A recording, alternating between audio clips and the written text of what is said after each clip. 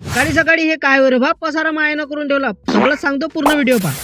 तर पहिले मी गेलो भाऊ कामावरचे कामं गिमं केले. मग वाजले ते 2. मस्त बड्यापैकी जेवण घेऊन केलं आणि मस्त खतरनाक पहिली का खिडकीत बसून मस्त आराम केलो. यायचे चोचले तर पाहूनच घ्या. जे दुसऱ्याचे कामवाल्याची गाडी आहे ना त्याच्यावर बसून शाईन मारून राहिले होते. मग काय सिलीप. मग घरी गिरी आलो रे बाई. ते मगांचं जे सकाळचा कार्यक्रम आहे ना, हे होय पापड करून राहिली होती आई. मग बॅग गिक ठेवली मी. मग पहिले गेलो मी कटिंग करायला. कुठं? परीन भाऊच्या दुकानात. काऊन करे का स्वस्त्यात मस्त आहे बड्यापैकी. मग आलो मी परीन भाऊच्या दुकानात. इथं वाटच पाहा लागते. आणि कटिंगचं दुकान म्हटलं 1-1.5 घंटा द्यास लागते ना भाऊ.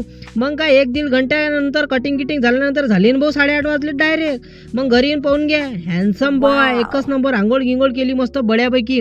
आणि मेन म्हणजे आज होतं पापड, देसी चकना.